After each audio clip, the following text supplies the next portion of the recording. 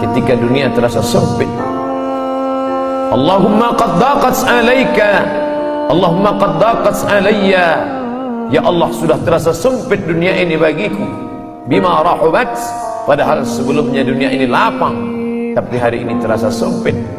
Maka keluar dari mulut, ya Allah, idza daqat alaika dunya faqul ya Allah. Kalau terasa sempit dunia, hembuskanlah nafas panjang, katakan ya Allah. Idza sa'alta fas'alillah, kalau kau minta, mintalah kepada Allah.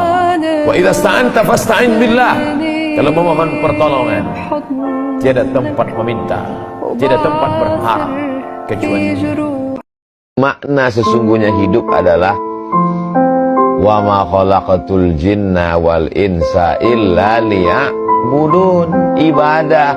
Ketika sakit, sakit itu pun ibadah. Ketika sedang morat-marit, morat-marit itu pun kalau karena Allah maka dia menjadi ibadah.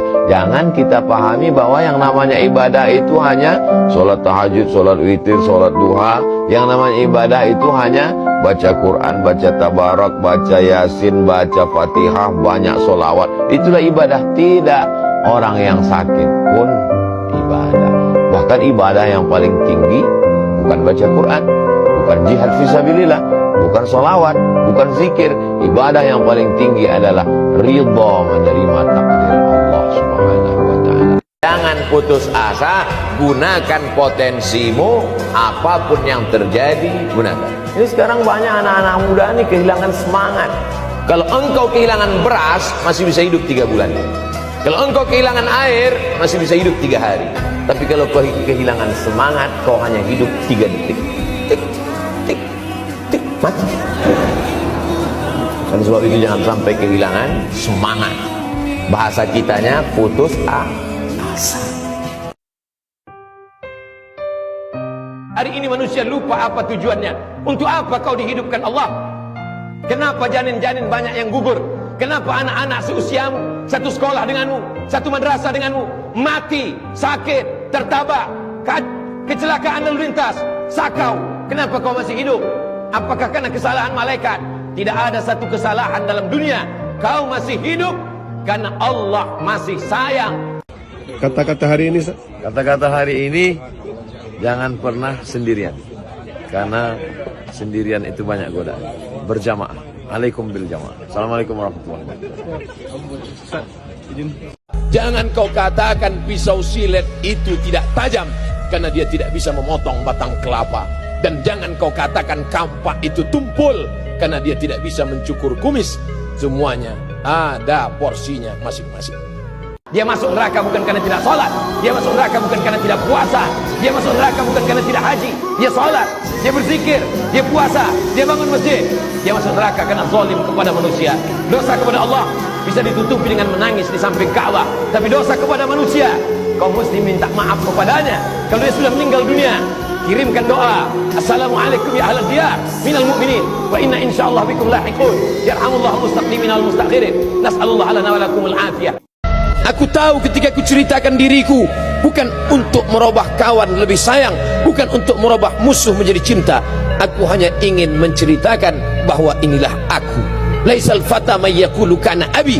Orang yang jantan, gentleman, tidak berkata bapakku, moyangku, tapi yang berkata ha anadha, inilah aku.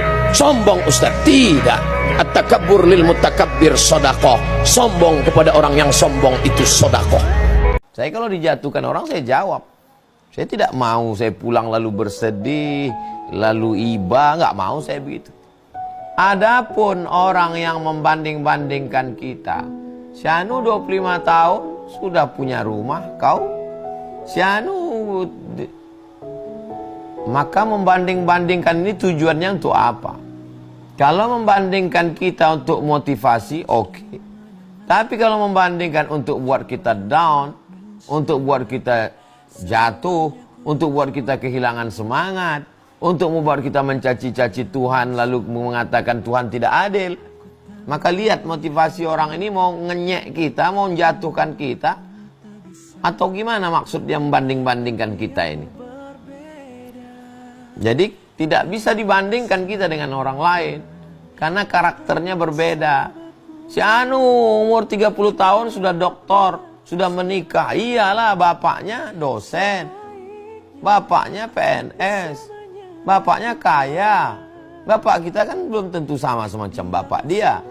Dia startnya itu dari 5, 6, 7, 8. Kita startnya dari 0. Dia nggak bisa disamakan, garis finishnya sama. Dia startnya dari setengah, kita dari 0. Jadi kalau cerita umur, saya pulang tahun 2008. Lahir 77. Umur saya 31. 31 saya hidup dari 0. Jadi kalau ada sekarang anak umur 25 dia sudah bapaknya siapa? Nah ini. Berapa orang yang hidupnya macam itu? Nah, jadi kalau sekedar motivasi oke. Tapi kalau menjatuhkan mental kita, ya dijawab. Jangan diam.